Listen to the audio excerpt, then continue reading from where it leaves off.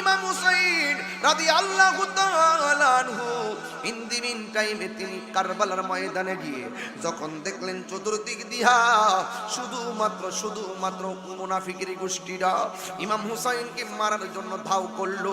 ইমাম হুসাইনের তিনটা সন্তান, ইতিহাস মনে রাখবেন।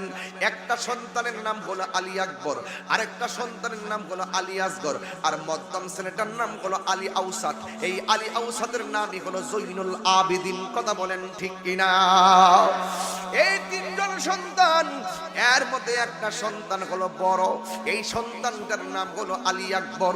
আলী আকবর ডাক দিয়া বলে, বাবা আপনার ওরা দাওয়াত কইরা আইনা বিপদের মধ্যে ফালাইয়া দিল, আর চতুর্দিক দিয়া পানি বন্ধ করে দিল।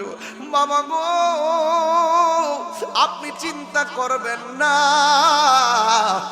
আপনি আমার অনুমতি দেন, আমি সর্বপ্রথম